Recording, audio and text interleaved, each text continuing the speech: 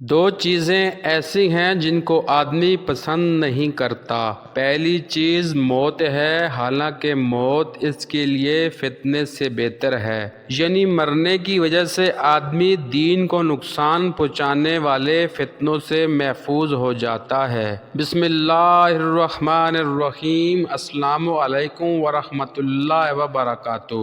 حضرت شداد بن اوس رضی اللہ تعالیٰ عنہ سے روایت ہے کہ نبی کریم صلی اللہ علیہ وآلہ وسلم نے ارشاد فرمایا، سمجھدار آدمی وہ ہے جو اپنے نفس کا محاسبہ کرتا رہے اور موت کے بعد کے لیے عمل کرے، اور ناسمجھ آدمی وہ ہے جو نفس کی خواہشوں پر چلے اور اللہ تعالیٰ سے امیدیں رکھے کہ اللہ تعالیٰ بڑے معاف فرمانے والے ہیں۔ طبرانی کی حدیث ہے کہ حضرت عبداللہ بن عمر رضی اللہ تعالیٰ عنہ روایت کرتے ہیں کہ میں 10 آدمیوں کی ایک جماعت کے ساتھ حاضر ہوا۔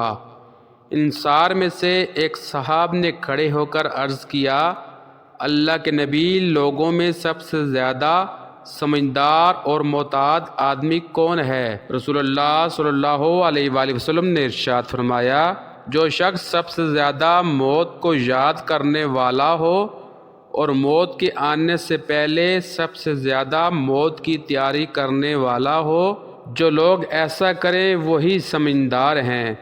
یہی لوگ ہیں جنہوں نے دنیا کی شرافت اور آخرت کی عزت حاصل کر لی۔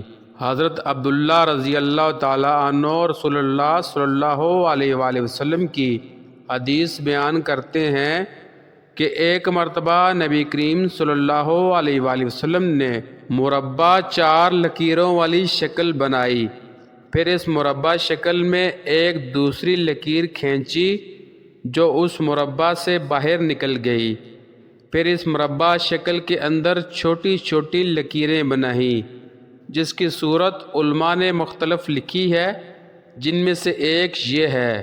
اس کے بعد نبی کریم صلی اللہ علیہ وآلہ وسلم نے ارشاد فرمایا، یہ درمیانی لکیر تو آدمی ہے، اور جو مربع لکیر اس کو چاروں طرف سے گھیر رہی ہیں وہ اس کی موت ہے کہ آدمی اس سے نکل ہی نہیں سکتا، اور جو لکیر باہر نکل رہی ہے وہ اس کی امیدیں ہیں کہ وہ اس کی زندگی سے بھی آگے ہیں، اور یہ چھوٹی چھوٹی لکیریں اس کی بیماریاں اور حادثات ہیں۔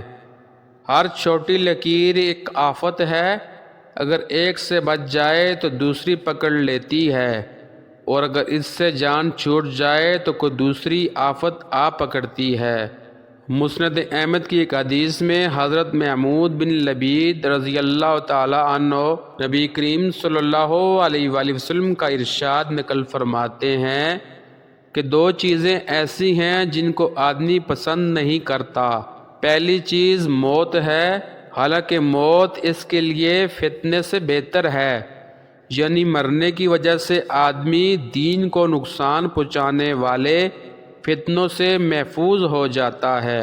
اور دوسری چیز مال کا کم ہونا، جس کو آدمی پسند نہیں کرتا، حالانکہ مال کی کمی آخرت کے حساب کو بہت کم کرنے والی ہے۔ ناظرین اکرام، حضرت ابو سلمہ رضی اللہ تعالیٰ عنہ فرماتے ہیں کہ میں نے رسول اللہ صلی اللہ علیہ وآلہ وسلم کو یہ ارشاد فرماتے ہوئے سنا، جو شخص اللہ تعالیٰ سے اس حال میں ملے کہ وہ اس بات کی گواہی دیتا ہو کہ اللہ تعالیٰ کے سوا کوئی عبادت کے لائق نہیں، اور حضرت محمد صلی اللہ علیہ وآلہ وسلم اللہ تعالیٰ کے رسول ہیں، اور اس حال میں ملے کہ مرنے کے بعد دوبارہ اٹھائے جانے اور حساب و کتاب پر ایمان لایا ہو، وہ جنت میں داخل ہوگا۔